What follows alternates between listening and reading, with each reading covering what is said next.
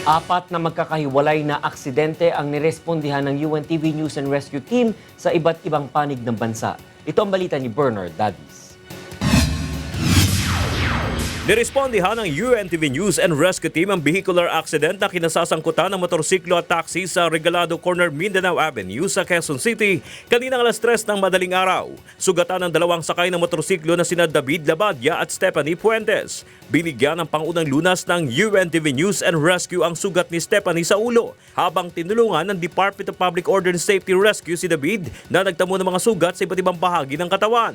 Pagkatapos malapatan ng first aid ay dinala na sila sa Quezon City General Hospital. Isang motorcycle rider na biktima ng self-accident ang tinulungan ng UNTV News and Rescue Team sa kahabaan ng Barangay Burgos, Santa Lucia, Ilocos Sur, pasado 1:30 kaninang madaling araw. Nilapatan ng pangunang lunas ng grupo ang biktima na si Junelo Aguilan na nagtamo ng sugat sa kanang tuhod, gasgas sa kamay at mukha. Matapos malapatan ng first aid ay tumanggi na itong magpadala sa ospital. Tatlong sugatan sa nangyaring aksidente sa motorsiklo sa Barangay Unsang Dirita, Iba, Zambales, pasado alas 9 kagabi ang tinulungan ng UNTV News and Rescue Team. Nagtamo ng mga sugat sa iba't ibang parte ng ulo at mukha ang mga biktima na sina Emil Pandan, Arsenio Bueno at Marvin Pukulangas na kagadamang nilapatan ng pangunang lunas ng grupo.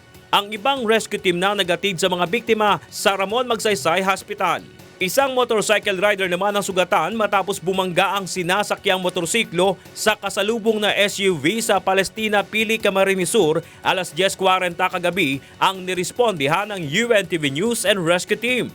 Matapos malapatan ng pangunang lunas ang tinamong gasgas sa tuhod, kamay at baba ng biktima na si Marlon Soreta ay tumanggi na itong magpahatid sa ospital.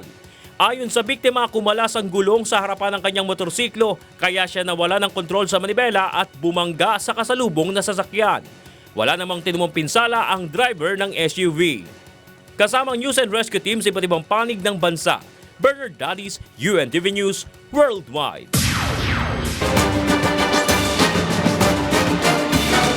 Tulong muna bago